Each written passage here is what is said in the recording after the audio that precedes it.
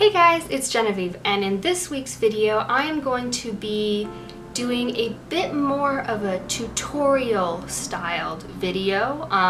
Recently, you guys probably know that I have been doing a lot of work on my iPad Pro. I got it as a gift to myself over the summer while I had a summer job and was working and actually had money. But moving past that, I've been doing a lot of digital art recently, and I've decided that I wanted to do a video. That's a Gmail notification. I decided that I wanted to do a video kind of focusing on what I've learned about digital art and kind of all of the ways in which I think it's great, and I think it's an awesome medium if you want to, practice getting better at just a different way or form of doing art, or, practicing things that maybe you don't usually get the chance to with traditional art, as well as kind of all the ways that it's different from how I expected it to be. I definitely had a lot of prior notions and misconceptions about digital art going into it that I've learned are either untrue or kind of true, but not to the degree that I thought they were. And basically, I kind of want to give you guys some tips and tricks, things that I have learned that work best for me when doing digital art, and things that make doing digital art a lot easier and a lot less scary. Now, keep in mind, I am not claiming to be an expert at digital art. I am still very much a novice when it comes to this topic, and I still have a lot to learn. I'm still playing around with settings and techniques and tricks and all that, so take what I have to say with a grain of salt. You can do everything that I advise you, or you can, completely blow this video off or whatever. It doesn't really matter all that much to me. I just wanted to kind of share what I've learned from this past couple months that I've been doing digital art with the rest of you, and maybe save you from making some of the beginner mistakes that I made because I rushed into it without, trying to find a tutorial or something. So I hesitate to call this video a tutorial, but for the sake of brevity and for the sake of clickbait, we're gonna call this a tutorial. So yeah, that's all I have to say to the camera, but let's just get right into the video.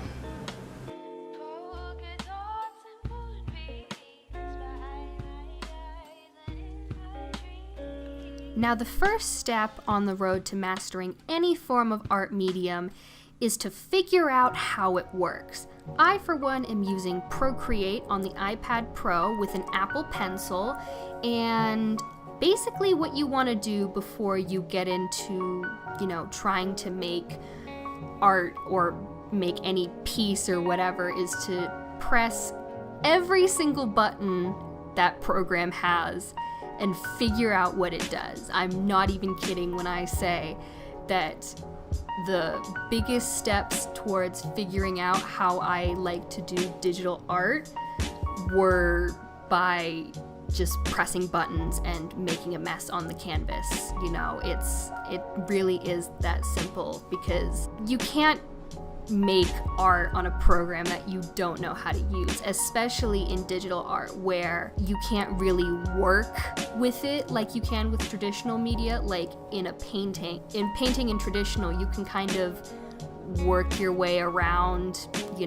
any mistakes you make or any gaps in your knowledge that you have just by sheer force of will and maybe also having a reference. But with digital art, if you don't know how to use the program, then it really does show in your art. So the first step to getting into digital art and to being a good digital artist is to just figure out how your program works. If you don't know how your program works, you're not going to be able to make good art out of it, basically, because it's just too difficult. You're not going to be able to fix mistakes.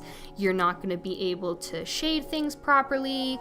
Obviously having artistic ability and artistic skill is going to be very helpful in maybe working around the gaps in your knowledge of the program you're working with, but at the end of the day, just figure out how your program works and you're gonna save yourself a lot of time and a lot of hassle.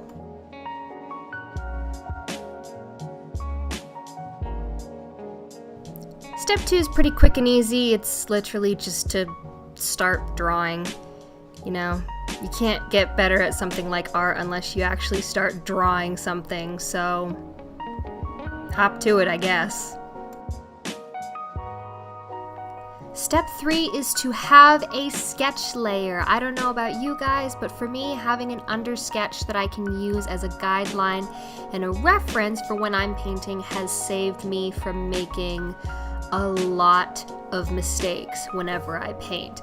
I usually tend to draw the undersketch from a reference picture and then just color it based off of what I see in the reference. So I'm not saying to trace your reference. I'm saying is that if you have a reference, and you should have a reference because reference images are very, very useful, is that you should basically just sketch out a rough outline of what you want to paint, and it's going to make painting it really, really easy because you don't have to worry about, you know, the form and how things look and the overall composition of the piece on top of the coloring process, because you already have an undersketch that you're fairly confident in using, so you don't really have to worry about that sort of thing. And also it's just good to have an undersketch because it gives you kind of an idea of what you want to paint,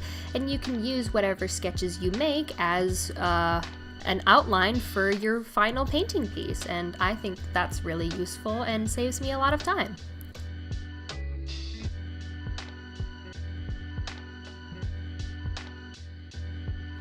Step 4, time to color. Pick out some base colors and start blocking in the colors around the shapes of your piece.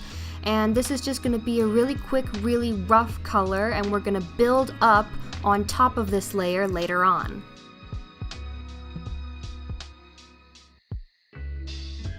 Step 5 is when we start shading. Now, the purpose of shading is to build up value over the layer of flat colors that we put down previously in step 4.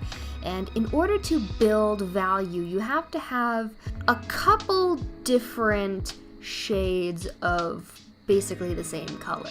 You want to have lighter colors than your base that you could use as highlights and basically build up areas that reflect the light, as well as darker shades that you can use for shadows. So things like crevices or things that are basically blocked from the sun and stuff like that. And this is probably going to be the hardest step, mostly because we think we know where shadows and highlights should be, but in reality we don't.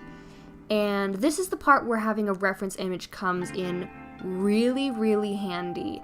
I had a lot of trouble building up the highlights and the shadows, and having a reference image to look at and like really tell me where those shadows and highlights were supposed to be was very, very helpful. And basically you just continue doing that until you have built depth into your piece and there's more of a 3D and less flat look to your piece, and basically it looks more realistic than it did when you started.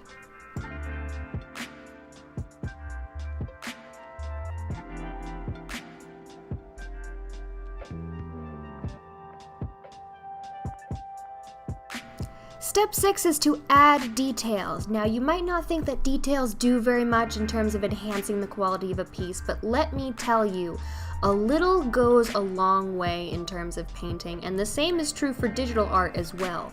When you're adding in details, don't go overboard. What you want to do when adding details is just to add subtle enhancements. Just basically it makes the piece more cohesive, come together a lot better, and just adds a bit more realism to it.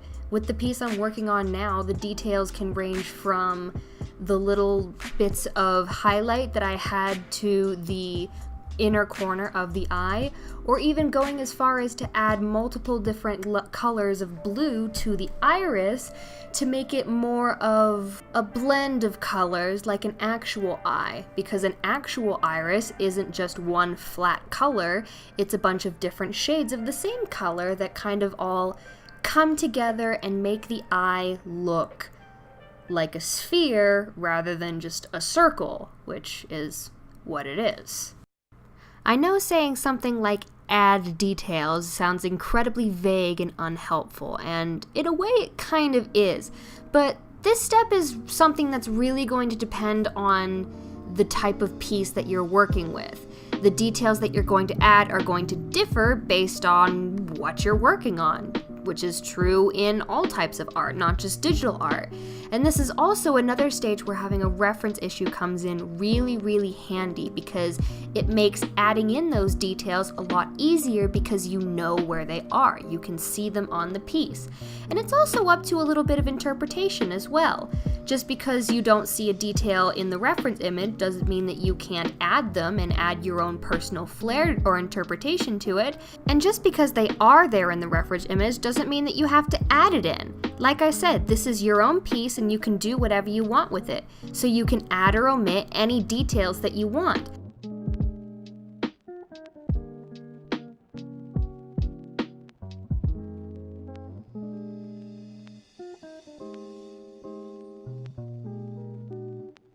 And last but not least, step 7 is to stop. I can't even begin to tell you guys how many digital pieces I have completely ruined because I could not bring myself to stop working on it, even though I had already decided long ago that the piece was done and finished and I didn't need to work on it anymore. It is absolutely infuriating to have a piece that I loved working on and enjoyed working on be completely ruined because I could not bring myself to stop working on it. Digital art is kind of that form of art media that makes it really, really easy to just keep working on it and to keep fixing it and keep tweaking it and to keep picking at it. And I can tell you right now, it's only going to ruin it. At some point, you need to look at your piece, you need to look at whatever reference image you're using, and you need to say, I am done, and then not touch it. Trust me, you will thank me.